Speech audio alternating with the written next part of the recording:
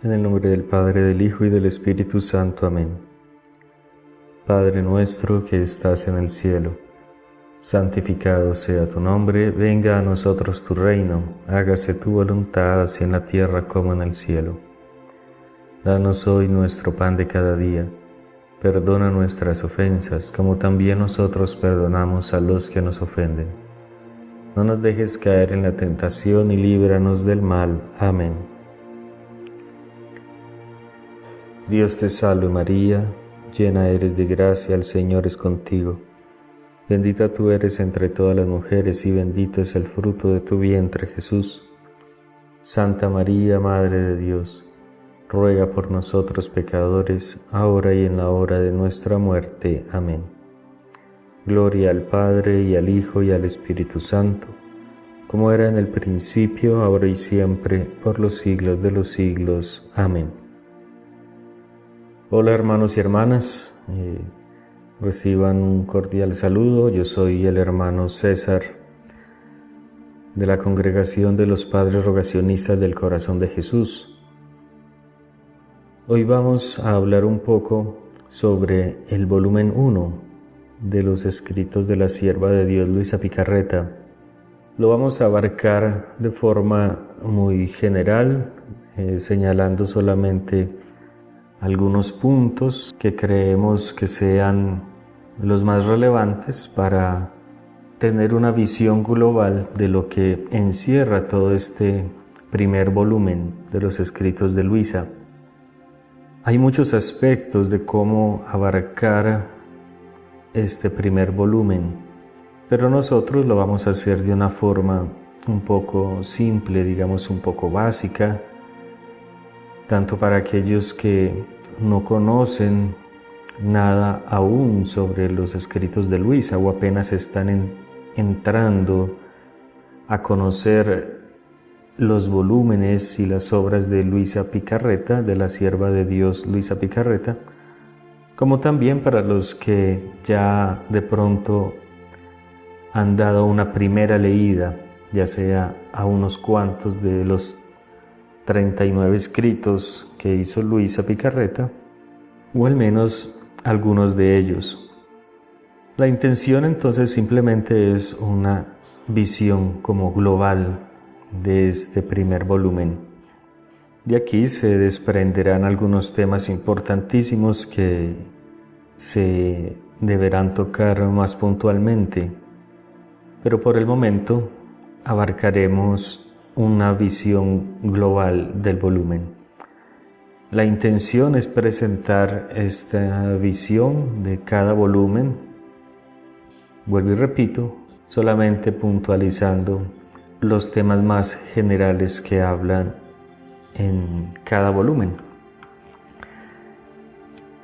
Y así poder tener como una primera visión global. Al inicio dije que Luisa tiene 39 libros. Estos serían los 36 volúmenes que ella realiza en forma de diario.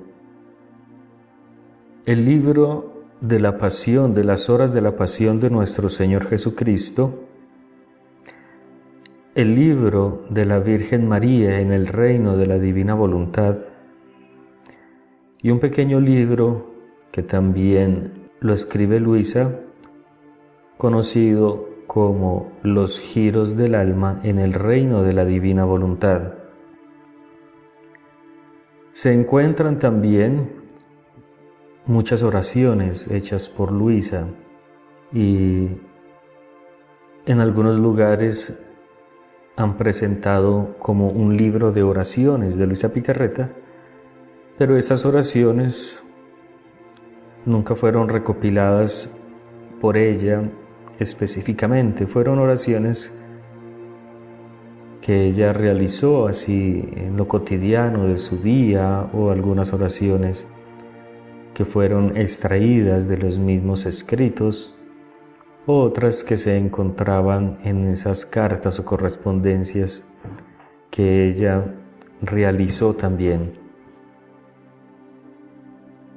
¿Qué podríamos decir entonces de este primer volumen de Luisa Picarreta? Luisa Picarreta, la sierva de Dios, por orden de su confesor, se vio obligada a escribir todo lo que había acontecido en su alma y lo que acontecería entre ella y Jesús. Esta orden de escribir fue dada en el año de 1899. Eso sería cuando Luisa Picarreta tenía unos 34 años de edad. Luisa Picarreta nace en 1865 y muere en 1947. ¿Qué podemos encontrar en este primer volumen? Este primer volumen no tiene fechas, a diferencia del segundo volumen hasta el 36, que ella escribe directamente como diario lo que aconteció en ese día, en tal día, ella coloca la fecha. En el primer volumen no encontramos ninguna fecha porque ella nos va a narrar, nos estaría narrando lo que vivió hasta este momento de 1899.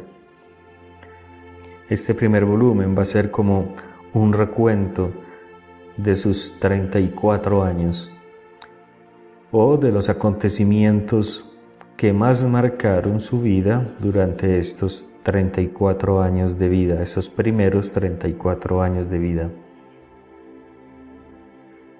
¿Qué es lo que Luisa nos muestra en este primer volumen de su vida, en este primer volumen que ella escribe? Ella nos va a narrar el modo como Jesús comenzó a preparar su alma, los medios por los cuales la preparó, las distintas pruebas que ella tuvo que sufrir como preparación o purificación para todas las gracias que Jesús quería desarrollar en su alma, quería desenvolver en su alma. Vemos todo un caminar espiritual, toda una ascesis espiritual para llegar a ese estado último de unión con Dios. Unión con Dios, como sabemos, diferente y específico para cada alma, diferente en su intensidad y en su proporción, pero un camino que cada uno de nosotros estamos llamados a vivir si queremos llegar a esa última finalidad por la cual Dios nos creó, a esa unificación plena, total y perfecta en el amor con Él, por Él y en Él. Por tanto, todo lo que nos narra aquí, aunque sea específico para la misión propia de Luisa Picarreta, lo debemos ver también como todos esos pasos que nosotros debemos realizar como cristianos. Este primer volumen, Luisa lo comienza con una meditación que ella hace cuando tenía aproximadamente 14, 15 años, y es lo que nosotros conocemos como la novena de Navidad, o como Luisa lo llama, los 9 excesos de amor de Jesús en el vientre de María. Es una reflexión de 9 días donde Luisa medita y profundiza el misterio de la encarnación, específicamente los 9 meses en que Jesús estuvo en el vientre de María. Son unas meditaciones profundísimas, con un contenido teológico muy rico, muy simple, muy sencillo, pero profundísimo.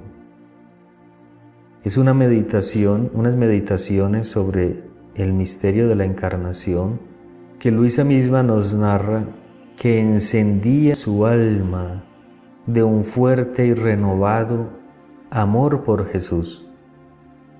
Ella nos va a introducir, este primer volumen nos quiere introducir justamente en ese misterio, y es justamente deseando a Jesús, deseando crecer en amor a Él, meditando en los misterios de Jesucristo, en donde se desenvuelve todo un camino espiritual, en donde nosotros, a la vez que vamos contemplando los misterios de Dios, en esa misma medida queremos responder a su amor infinito, queremos responder a su llamada, queremos que se haga rápida y efectiva nuestra unión con Él. En lo que vemos en ese proceso, en lo que ocurrió en esos primeros 34 años de vida, Luisa entonces nos deja unas pautas, como unas pisadas, unos puntos muy interesantes de lo que sería el responder a la gracia, el corresponder al amor de Dios, el querer seguir las enseñanzas de Jesucristo, en querer ser perfectos como Dios es perfecto. Y en ese camino espiritual que ella nos muestra, Jesús hace énfasis en que el alma, o sea, Luisa, tenía que desapegarse de todo y de todo.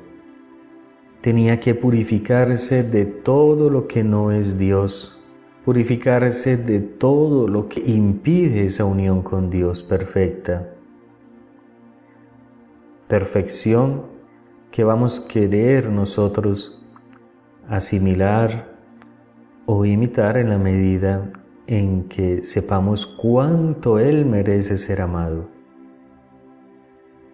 Por lo tanto, después de las primeras horas de estas reflexiones de la novena de Navidad, Luisa inmediatamente nos comienza a narrar todo entonces lo que Jesús obra en su alma, cómo la separa y la aleja del mundo exterior, cómo la desapega de sí misma, purificando todo el interior de su corazón, cómo debe obrar delante del prójimo, cómo debe obrar en medio de su familia, cómo debe recibir todas las circunstancias de la vida.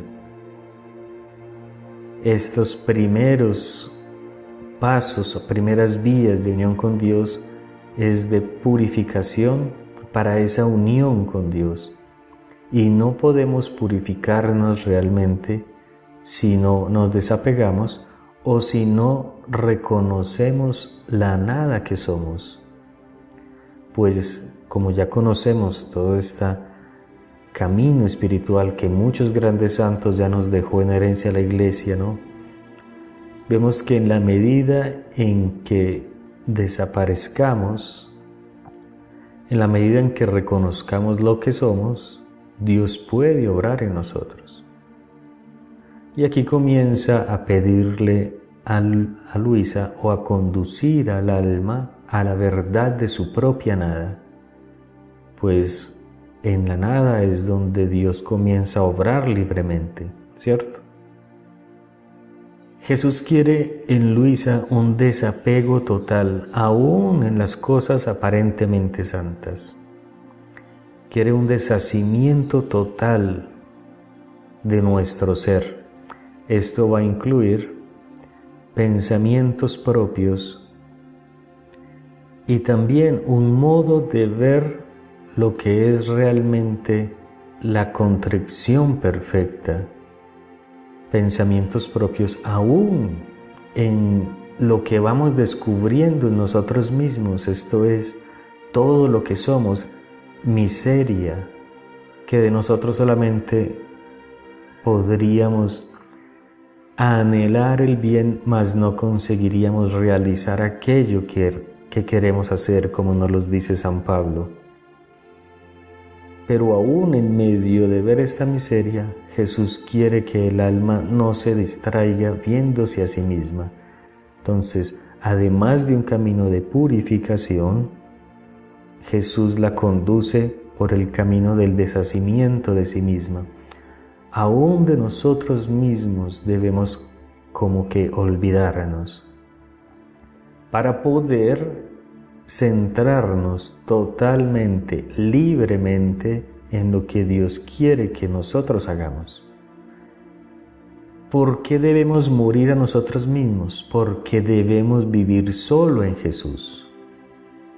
Y unos puntos muy interesantes para realizar este morir a nosotros y vivir Jesús en nosotros, Luisa va a destacar que lo que realiza bien esta muerte de nosotros y la vida de Jesús en nosotros es el espíritu de mortificación y de lo que es la caridad.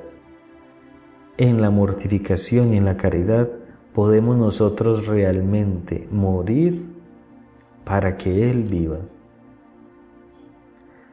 Y en ese camino de purificación y de perfección le hace ver que el alma debe morir a su propia voluntad en todo, y esa muerte a nuestra voluntad no se da sino mortificándola constantemente en cada cosa.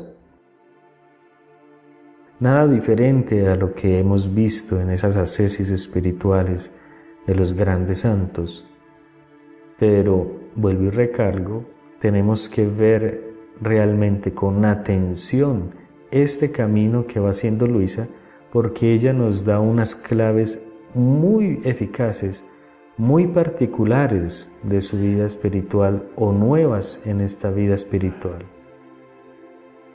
Entonces, antes que nada, debemos acercarnos realmente a este primer volumen con mucha atención, porque realmente Luisa nos va a dar unas claves eficaces, sencillas, pero eficaces, para lograr con más facilidad esa disposición en nuestras almas a la gracia. Y porque realmente Luisa nos va a traer también una novedad en la vida espiritual que en la medida en que nosotros vamos leyendo estos escritos iremos descubriendo. Pero lógicamente, el camino espiritual de nuestra vida cristiana es común, todos lo debemos seguir en vista a una finalidad.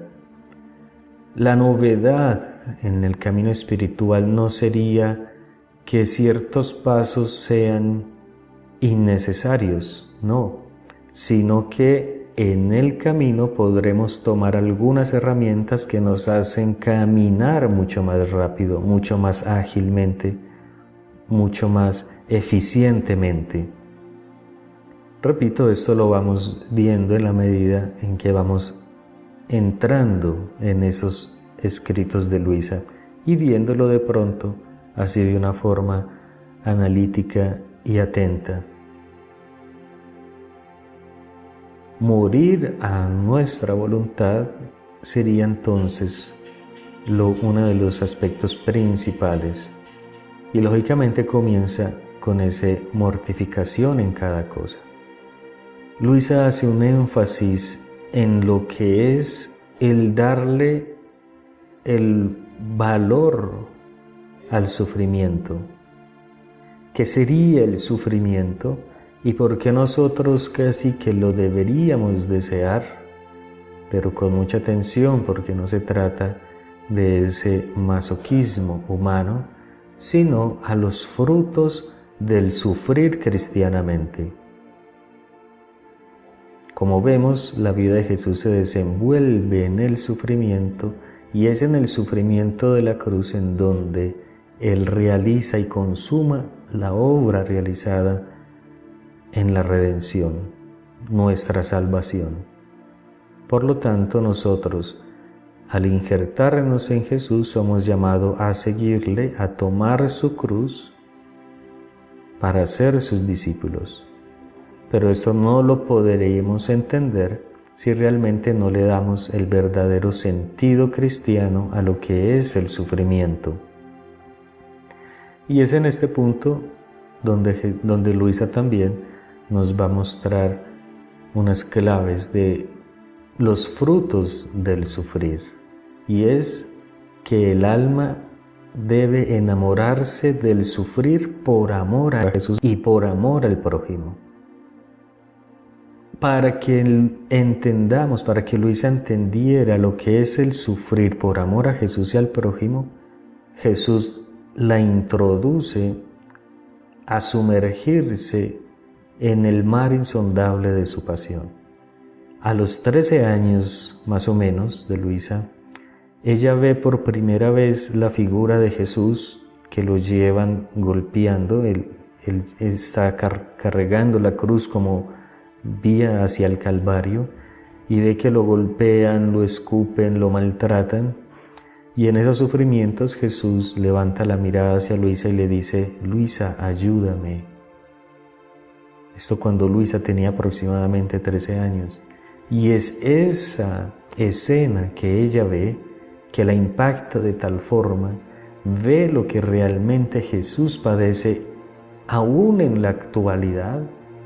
O sea, esa figura de Jesús en el Calvario, o Jesús en vía hacia el Calvario de hace 2000 años, Luisa entiende cómo actualmente Jesús continúa viviendo ese Vía Crucis y cómo ese Jesús le pide auxilio, le pide ayuda, y ella, conmovida en lo más profundo de su ser, se decide a querer aliviarle las penas a Jesús.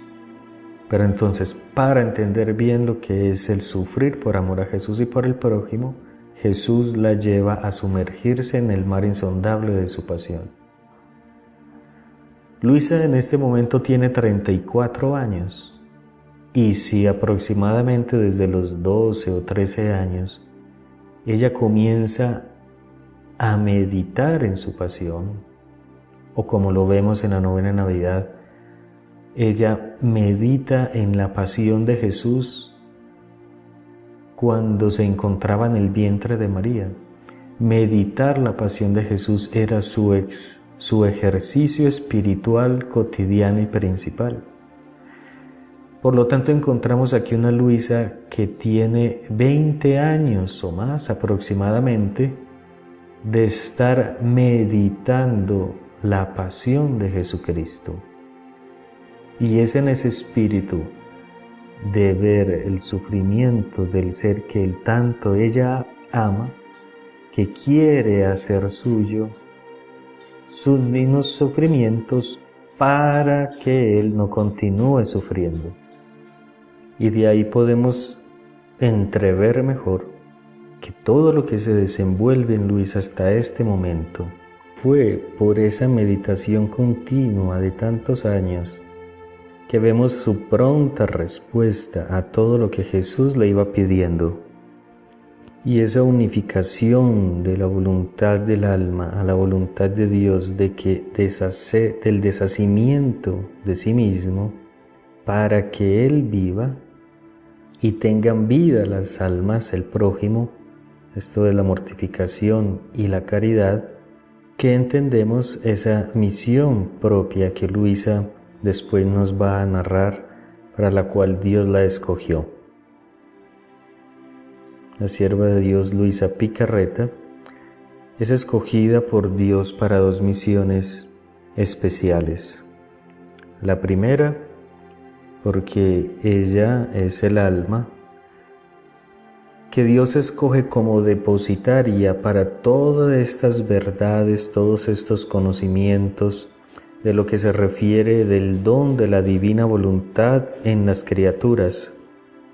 Y su otra misión específica es que Luisa también es escogida como alma víctima ante la Santísima Trinidad para aplacar a la divina justicia. Esto es lo que ella nos narra también en este primer volumen, cómo Dios, para llevarla a ese designio alto para la cual la había creado y para esa misión especial, Dios la somete a una prueba terrible, muy fuerte, que ella nos narra que tuvo de duración por 3 años. Y es que Jesús para enriquecerla y embellecerla cada vez más y para llevarla a esa unión íntima con Él, la pone por 3 años luchando contra los demonios, contra las tentaciones más increíbles que nosotros nos podamos imaginar. Ella es sometida a una lucha por 3 años contra los demonios. Aquí Luisa nos narra también unas claves eficacísimas en lo que se refiere a esa lucha espiritual contra las tentaciones y cómo fue que Jesús también la auxiliaba con luces para combatirlos y para derrotarlos. Nos narra cómo es la victoria de Luisa y cuáles fueron las herramientas para alcanzar la victoria. Después nos narra otra escena que Luisa ve de la pasión de Cristo y cómo ella acepta ser víctima de amor. Repito de nuevo, estos impulsos del alma, impulsos del amor del alma hacia Jesús, o esos impulsos del Espíritu Santo en el alma, son fruto de todo un tiempo de estar meditando en la pasión. Luisa acepta ser víctima por amor a Jesús y por amor a las criaturas. Esto es aproximadamente cuando tenía 16 años.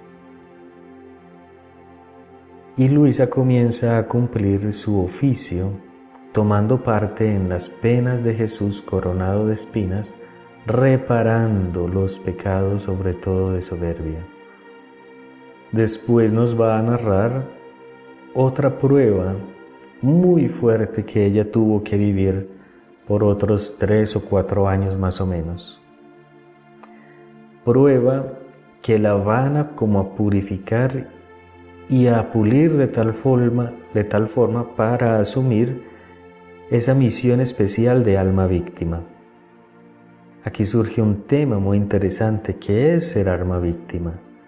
Es solamente aquellas almas escogidas, como en este caso específico Luisa, para aplacar a la divina justicia, o como nosotros que desde el bautismo somos llamados a ser víctimas en la víctima Jesús.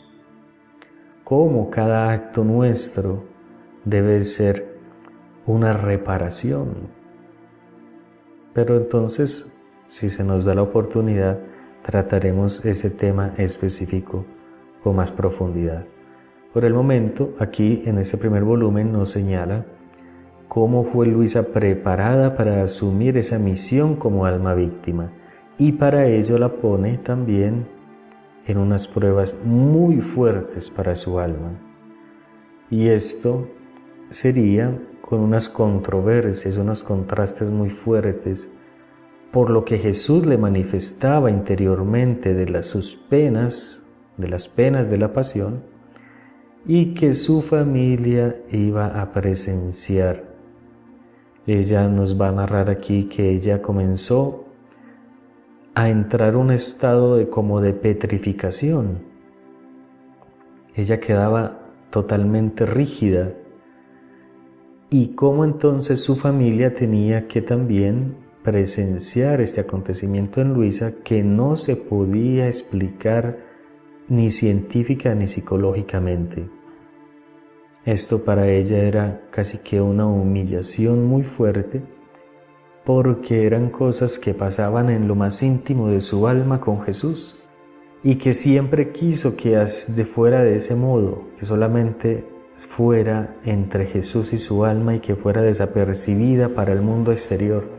Pero aún en eso Jesús quería purificarla, quería que todas las criaturas desaparecieran totalmente. Entonces tuvo unas situaciones muy penosas delante de sus familiares y de su entorno exterior, como también de parte de los mismos sacerdotes y confesores.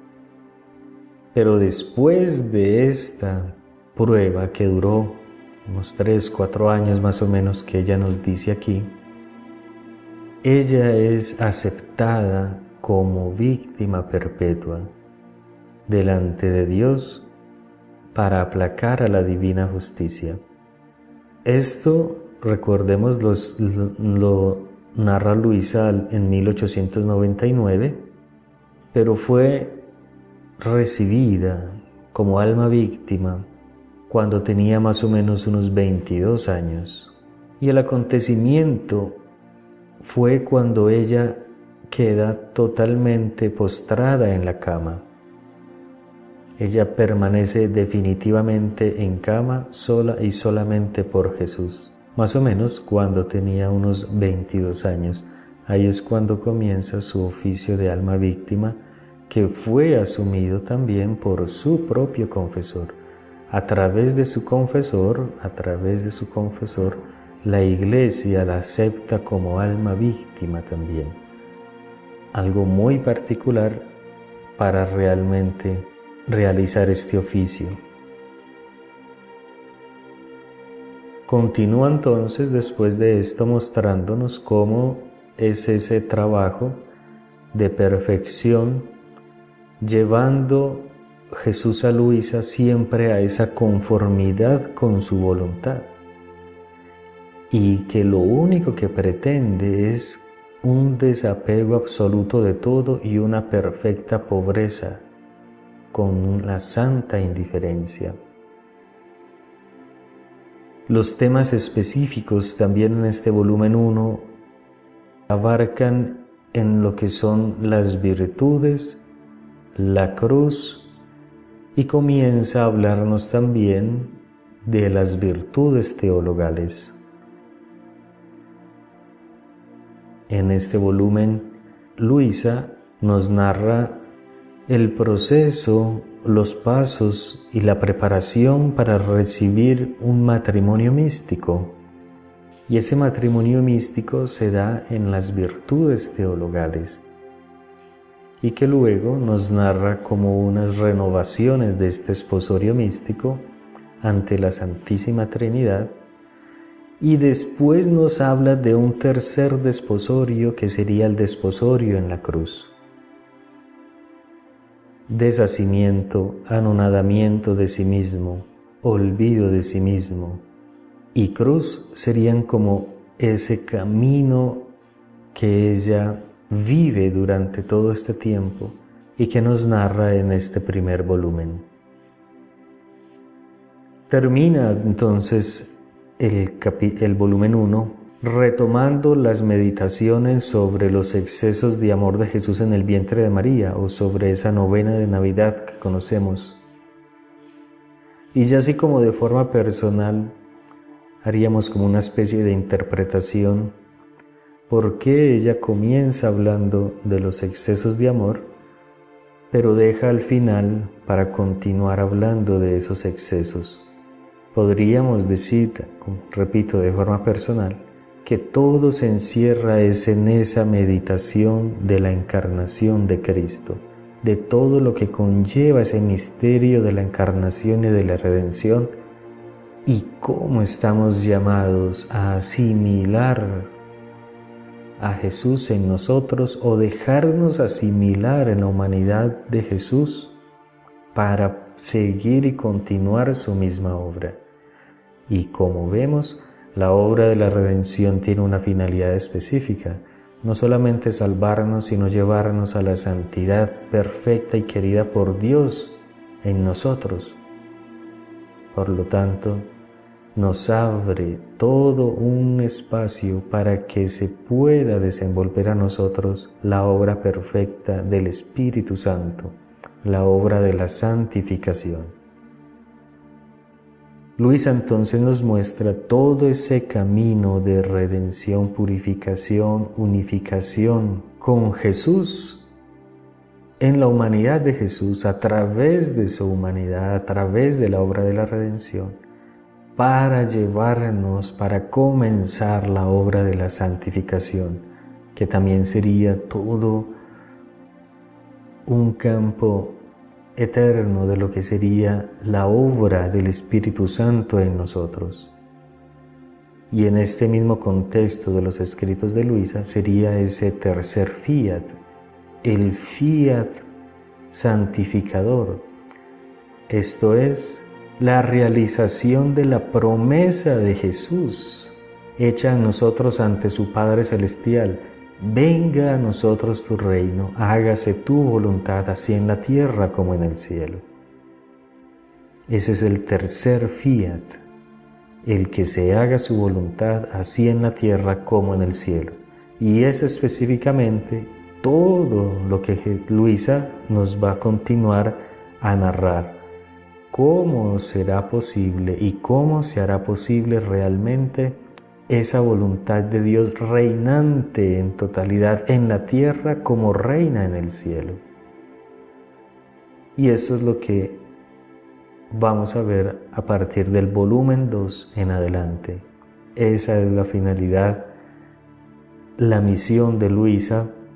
Ella fue escogida para revelarnos cómo sería factible y cuál sería el medio más perfecto para que se realice el reino de Dios así en la tierra como en el cielo. Y adelantándonos un poco a este tema, es que únicamente cuando la voluntad de Dios reina en la criatura perfectamente, sólo así se podrá dar en plenitud y en todo el sentido de la palabra el que se hace su voluntad así en la tierra como en el cielo.